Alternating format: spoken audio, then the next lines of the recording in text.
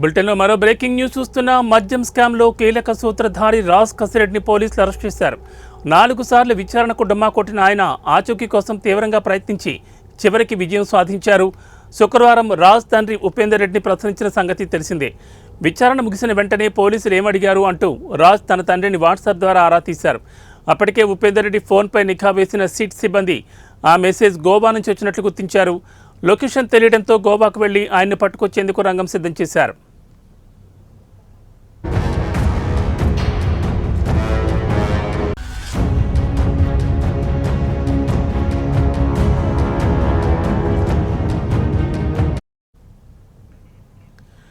నిన్న ఉదయం విజయవాడ నుంచి ఒక బృందం గోవాకు చేరుకుంది. అయితే జగన్ హయాంలో వైపీఎస్గా పనిచేసిన ఒక పోలీస్ అధికారి వెంటనే రాజ్ కసిరెడ్డిని అప్రమత్తం చేసినట్లు సమాచారం. మరోవైపు ఎంపీ మిథున్ రెడ్డికి కల్పించినట్లు తనకు అరెస్ట్ నుంచి మధ్యంతర రక్షణ కల్పించాలని ఆయన వేసిన పిటిషన్పై విచారణను హైకోర్టు వాయిదా వేసింది.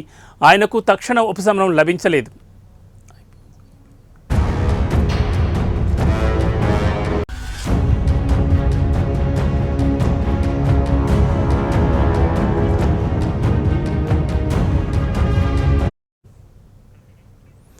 దీంతో ఆయన వ్యూహాత్మకంగా ఒక ఆడియో రిలీజ్ చేశారు. ఇవాళ సిట్ ముందు విచారణకు హాజరవుతానని అందులో తెలిపారు. అయినా సరే పోలీసులు గోవాకు బయలుదేరారు. అక్కడ రాజ్ కసిరెడ్డి ఫోన్ చివరి లొకేషన్ వద్దకు వెళ్లి వెతికినా ఆచూకీ లభించలేదు.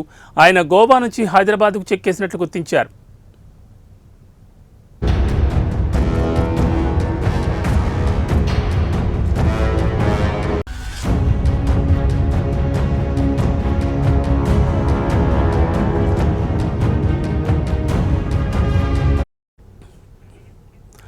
రాజ్ కసిరెడ్డి పోలీసులను ఏమార్చేందుకు మరో ఎత్తు వేశారు. రాజేష్ రెడ్డి పేరుతో నకిలీ ఐడితో గోవా నుంచి ఇండిగో విమానంలో శంషాబాద్కు చేరుకున్నారు. ఈ విషయాన్ని కూడా పోలీసులు గుర్తించారు. రాజ్ కసిరెడ్డి హైదరాబాద్లో దిగగానే అదుపులోకి తీసుకునేందుకు సిట్టుకు చెందిన మరో బృందం సిద్ధమైంది. సోమవారం సాయంత్రం శంషాబాద్ విమానాశ్రయం అరైవల్ గేట్ ముందు అధికారులు వేచి చూస్తున్నారు. అయితే రాజ్ కసిరెడ్డి పథకం వేరు. ఆయన హైదరాబాద్ నుంచి చెన్నైకి మరో టికెట్ బుక్ చేసుకున్నారు. బహుశా చెన్నై నుంచి విదేశాలకు చెక్ వేయాలన్నది ఆయన ఆలోచనగా తెలుస్తోంది.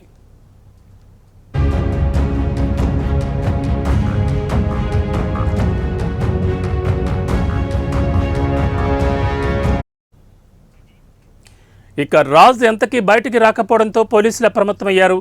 శంషాబాద్ విమానాశ్రయం పోలీసులు అధికారుల సహకారంతో తామే లోపలికి వెళ్లారు. అక్కడ రాజ్ కసిరెడ్డిని గుర్తించిన తక్షణం అదుపులోకి తీసుకున్నారు. ఈ సందర్భంగా ఆయన మరో హైడ్రామాకు తెరలేపారు. విజయవాడలో విచారణకు హాజరవుతాను, నన్ను వదిలేయండని పదే పదే కోరారు.